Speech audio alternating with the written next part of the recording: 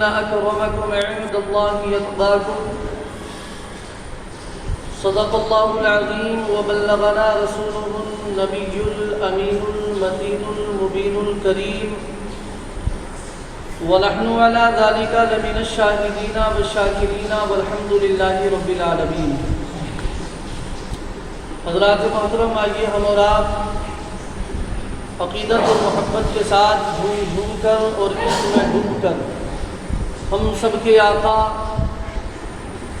ساری کائنات کے داتا حضور احمد مجتبی محمد مصطفیٰ صلی اللہ تعالی علیہ وآلہ وسلم کی بارگاہ بےکس پناہ میں درود و سلام کا نذرانہ عقیدت پیش کریں.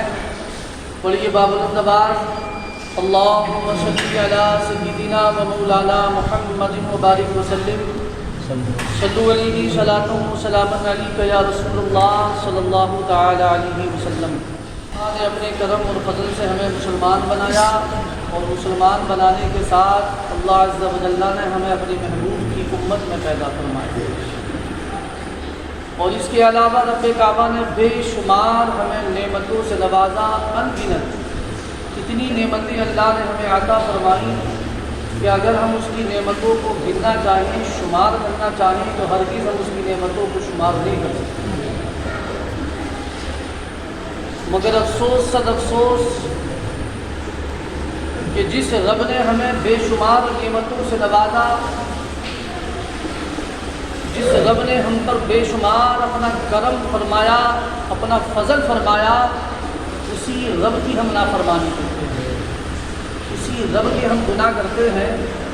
برادران ملت اسلامیہ، یقیناً اگر ہمارے ذہنوں میں یہ بات راسخ ہو جائے، یہ بات مکمل طور پر پختہ طور پر بیٹھ جائے کہ ہمارا رب ہمیں ہر لمحہ دیکھ رہا ہے، ہمارا کوئی عمل، ہمارا کوئی فعل یا کوئی بھی کام اللہ کی نگاہ سے، رب کعبہ کی نظر سے پوشیدہ نہیں، تو یقیناً یہ گناہوں سے بچنے کا بہترین سامان ہو جائے گا.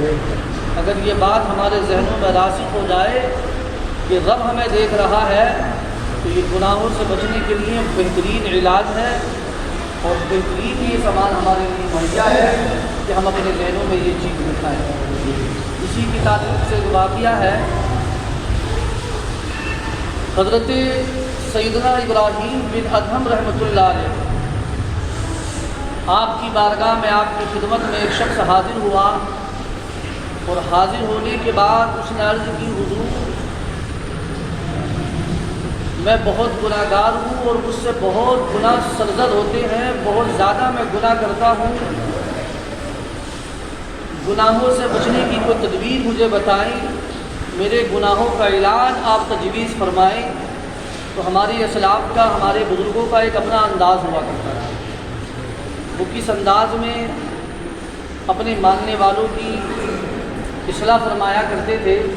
برادران ملت اسلامیہ، جب اس شخص نے حضرت ابراہیم بن ادھم رحمۃ اللہ علیہ سے عرض کی، حضور مجھ سے بہت گناہ سرزد ہوتے ہیں، میرے گناہوں کا علاج تجویز فرمائیں، تو حضرت ابراہیم بن ادھم رحمۃ اللہ علیہ نے پہلی نصیحت کرتے ہوئے اس سے ارشاد فرمایا کہ جب تم گناہ کا پکا ارادہ کر لو، جب تم گناہ کرنے کا ارادہ کر لو، تو تم اللہ تبارک و تعالیٰ کی دی ہوئی روزی سے، جو اس نے تمہیں رزق دیا ہے، اس سے نہ کھانا. اگر تم گناہ کرو تو پھر اللہ کے دیے ہوئے رزق سے مت کھانا. اس نے عرض کی، سرکار یہ کیسے ہو سکتا ہے؟ رزاق اللہ ہی ہے، رزق اسی کا دیا ہوا ہے، بھلا میں اس کا نہیں کھاؤں گا تو کس کا کھاؤں گا؟ تو برادرانی ملت اسلامیہ، حضرت ابراہیم بن ادھم رحمۃ اللہ علیہ نے فرمایا، یہ کتنی بری بات ہے کہ تم اللہ تبارک و تعالیٰ کے دیے ہوئے رزق سے کھاؤ اور اسی کی نافرمانی کرو، اسی کا دیا ہوا کھاؤ، اسی کا رزق کھاؤ، اسی کی روزی کھاؤ اور اسی کی نافرمانی کرو. پھر آپ نے دوسری نصیحت کرتے ہوئے ارشاد فرمایا کہ جب تم گناہ کرنے کا ارادہ کرو تو تم اللہ تبارک و تعالیٰ کے ملک سے باہر نکل جانا. یعنی جب تمہارے دل میں گناہ کرنے کا ارادہ ہو تو ٹھیک ہے تم گناہ کرنا، لیکن اس کے ملک میں مت کرنا، اس کے ملک سے باہر نکل جانا۔ برادران ملت اسلامیہ جیسے اس نے یہ سنا تو بڑا متعجب ہوا اور حیران ہو کر عرض کرنے لگا، سرکار مشرق مغرب شمال جنوب اوپر نیچے دائیں بائیں جدھر دیکھو سب اللہ کا ملک ہے، اللہ تبارک و تعالیٰ کے ملک سے باہر نکلنا کیسے ممکن ہے؟ تو حضرت سیدنا ابراہیم بن ادھم رحمۃ اللہ علیہ نے فرمایا کہ جب تم اللہ کے ملک سے باہر نہیں نکل سکتے تو پھر یہ کتنی بری بات ہے کہ اسی کے ملک میں رہو اور اسی کی نافرمانی کرو، اسی کا گناہ کرو۔ پھر آپ نے تیسری نصیحت کرتے ہوئے ارشاد فرمایا، توجہ کو ذرا حاضر رکھیں، تو یہ تمام کی تمام نصیحتیں ہمارے اور آپ کے لیے بھی ہیں۔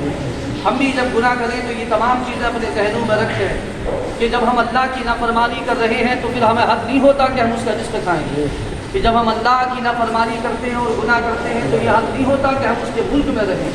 برادران ملت اسلامیہ تیسری نصیحت کرتے ہوئے حضرت ابراہیم بن ادھم رحمۃ اللہ علیہ نے فرمایا، اچھا جب تم گناہ کرنے کا ارادہ کرو، جب تمہارے دل میں گناہ کرنے کا ارادہ ہو اور مکمل ارادہ ہو جائے تو کم از کم اتنا کر لینا کہ تم اپنے آپ کو اللہ سے چھپا لینا، تم اپنے آپ کو اللہ سے چھپا لینا۔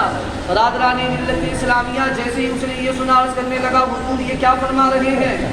اللہ تبارک و تعالیٰ کی ذات سے میں اپنے آپ کو کیسے چھپا سکتا ہوں؟ وہ تو دلوں کے حوال سے باخبر ہے۔ تو حضرت ابراہیم بن ادھم رحمۃ اللہ علیہ نے فرمایا، یہ کتنی بری بات ہے کہ تم جب رب کو سمیع و بصیر یعنی سننے والا اور دیکھنے والا مانتے ہو اور یہ یقین رکھتے ہو کہ رب کعبہ ہر لمحہ تمہیں دیکھ رہا ہے، تو پھر تم گناہ کس طرح کر سکتے ہو؟ جب تم یہ چیز مانتے ہو کہ اللہ تبارک و تعالیٰ ہر لمحہ تمہیں دیکھ رہا ہے، تمہارے ہر حرکت اور ہر جو ہے تمہارے فعل و عمل کو دیکھ رہا ہے، تو پھر تم یہ کیسے ممکن ہے اور یہ کس طرح تمہیں زیبا دیتا ہے کہ تم اس کی نافرمانی کرو اور اس کا گناہ کرو؟ برادران ملت اسلامیہ وہ سر جھکا ہوئے سنتا رہا۔ چوتھی نصیحت حضرت ابراہیم بن ادھم رحمۃ اللہ علیہ نے فرمایا کہ جب ملک الموت حضرت عزرائیل علیہ السلام تمہاری روح قبض کرنے کے لیے آئیں تو ان سے کہہ دینا مجھے تھوڑی مہلت دے دیجیے تاکہ میں اپنے گناہوں سے توبہ کروں۔ برادران ملت اسلامیہ جب اس نے یہ سنا تو عرض کی، سرکار یہ کیا فرما رہے ہیں؟ یہ کیسے ہو سکتا ہے؟ مجھ میں کہاں اتنی طاقت اور میری کون سنے؟ موت کا وقت مقرر ہے، ایک لمحہ بھی اس میں گنجائش نہیں ہے، میری روح فوراً قبض کر لی جائے گی۔ تو حضرت ابراہیم بن ادھم رحمۃ اللہ علیہ نے فرمایا، جب تم یہ جانتے ہو کہ میں بے اختیار ہوں، ایک لمحے کی بھی مہلت نہیں ملے گی۔ حضرت ابراہیم بن ادھم رحمۃ اللہ علیہ نے فرمایا، جب تم یہ جانتے ہو اور ہم اور آپ سب جانتے ہیں کہ جب تم یہ جانتے ہو کہ میں بالکل بے اختیار ہوں، مجبور ہوں، ایک لمحے کی بھی مہلت نہیں ملے گی، ایک لمحے کے لیے بھی مجھے یہ مہلت نہیں دی جائے گی کہ میں اپنے گناہوں سے توبہ کر لوں، بلکہ فوراً تمہاری روح کو قبض کر لیا جائے گا، تو پھر آج جو لمحات تمہارے پاس ہیں ان کو غنیمت جان کر ملک الموت کی تشریف آوری سے پہلے تم اپنے گناہوں سے توبہ کیوں نہیں کر لیتے؟ آج جب کہ لمحات تمہارے پاس ہیں۔ برادران ملت اسلامیہ پانچویں نصیحت کرتے ہوئے حضرت ابراہیم بن ادھم رحمۃ اللہ علیہ نے فرمایا کہ جب تمہارے اوپر موت واقع ہو جائے اور تمہیں قبر کے حوالے کر دیا جائے اور جب نکیرین تمہارے پاس منکر نکیر سوالات کے لیے آئیں تو ان نکیرین سے کہہ دینا کہ تم جاؤ، یہاں سے چلے جاؤ، ہٹ جاؤ۔ تو برادران ملت اسلامیہ جب اس نے یہ سنا تو عرض کی، حضور یہ کیا فرما رہے ہیں؟ مجھ میں کہاں اتنی طاقت و ہمت، اور میں کون ہوتا ہوں جو نکیرین کو ہٹا سکوں؟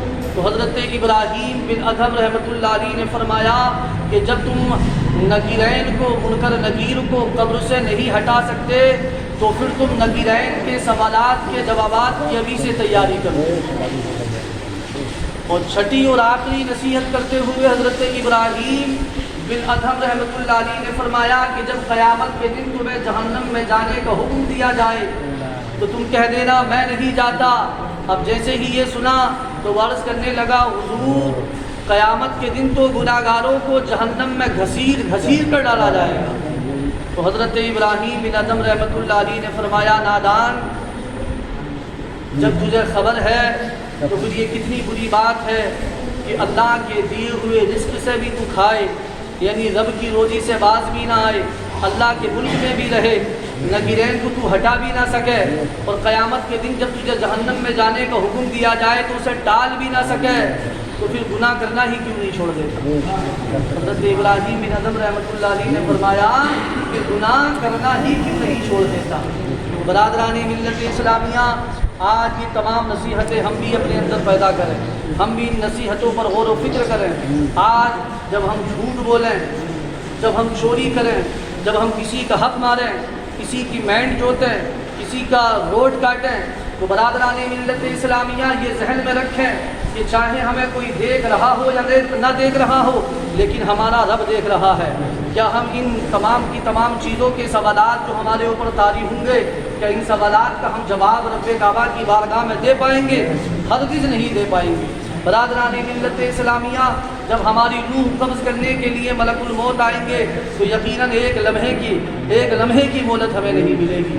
جب نکیرین سوالات قبر کے لیے آئیں گے تو برادران ملت اسلامیہ ہم ان کو نہیں ہٹا سکتے۔ کسی طرح جب جہنم میں جانے کا ولیعاذ باللہ کی تعالی حکم دیا جائے گا تو ہمارے اندر اتنی طاقت و ہمت نہیں ہے کہ جو ہم منع کر سکیں۔ لہذا ابھی مہلت ہے، اس مہلت کو غنیمت جانیے اور گناہوں سے توبہ کیجیے۔ جھوٹ بولو تو جھوٹ بولنے سے پہلے یہ بات ذہن میں رکھو کہ چاہے میں دنیا والوں کو دھوکہ دے رہا ہوں، اگرچہ میں جس سے جھوٹ بول رہا ہوں یہ مجھے سچا مان رہا ہے، لیکن میرا رب مجھے دیکھ رہا ہے۔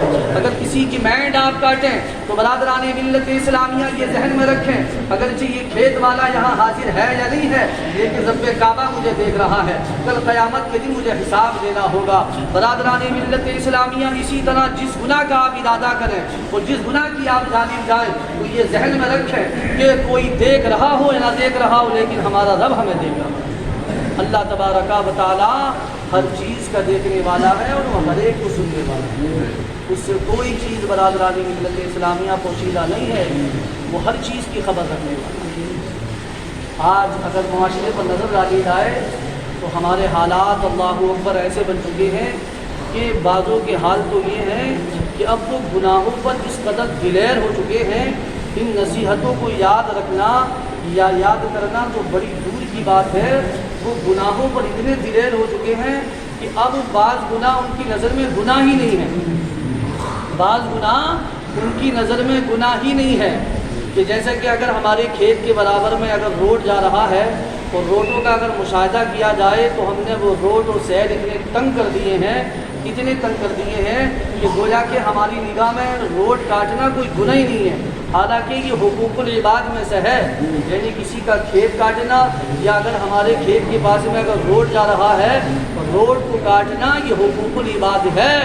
اللہ کے رسول صلی اللہ علیہ وآلہ وسلم نے سختی کے ساتھ منع فرمایا کہ ہر وہ چیز جس سے روڈ میں تنگی پیدا ہو، چاہے وہ کاٹنے سے یا کسی چیز کے وہاں باندھنے سے یا کسی چیز کے کھڑا کرنے سے تنگی پیدا ہو کہ جس سے گزرنے والوں کو تکلیف ہو، جس سے گزرنے والوں کو پریشانی لاحق ہو، تو مصطفیٰ جان رحمت صلی اللہ علیہ وآلہ وسلم ارشاد فرماتے ہیں کہ یہ ناجائز اور گناہ ہے اور وہ حق العبد میں گرفتار ہے۔ حق العبد جانتے ہو کسے کہتے ہیں؟ ایک ہے حق اللہ، حق اللہ یعنی جن گناہوں کا تعلق رب کی ذات سے ہے، جن معاملات کا تعلق اللہ کی ذات سے ہوتا ہے، اور حق العبد جن کا تعلق بندوں کے حق سے ہوتا ہے، اور یہ بڑا سخت ترین ہے۔ حق اللہ کے تعلق سے علماء فرماتے ہیں رب کی رحمت بہت وسیع ہے، اللہ تبارک و تعالیٰ چاہے تو اپنی نافرمانی کو گناہوں کو معاف فرما دے، لیکن اگر آپ نے بندوں کے حق مارے ہیں، اگر آپ نے کسی بندے کا حق مارا ہے، چاہے اس کی مینڈ جوتی ہو یا اس کا پیسہ آپ نے دبایا ہو یا روڈ کو کاٹا ہو، کیونکہ روڈ اگرچہ کسی ایک کا حق نہیں لیکن مخلوق خدا کا حق ہے، تو اللہ کے نبی صلی اللہ علیہ وآلہ وسلم ارشاد فرماتے ہیں جب تک کہ جس کا حق مارا گیا ہے وہ معاف نہ کرے اس وقت تک اللہ بھی معاف نہیں کرے۔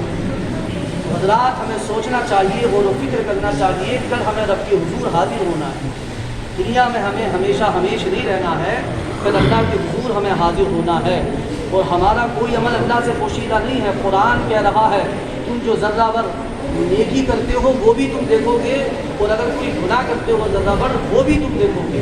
कोई चीज़ पोशीदा नहीं है। ये ना सोचना कि मैं रात की तारीकी में, ये तन्हाई में कर रहा हूँ, कोई नहीं देख रहा। कोई देख रहा हो या ना देख रहा हो, मेरा रब देख रहा है। तो इस चीज़ को ज़हन में रखें। रब काबा की बारगाह में दुआ है, मौला हम सबको गुनाहों से बचने में हमारी मदद फरमाए। अस्तगफिरुल्लाह रब्बी मिन कुल्ली ज़ंबिन व अतूबु इलैह। व आखिरु दावाना अल्हम्दुलिल्लाहि रब्बिल आलमीन। अस्सलामु अलैकुम।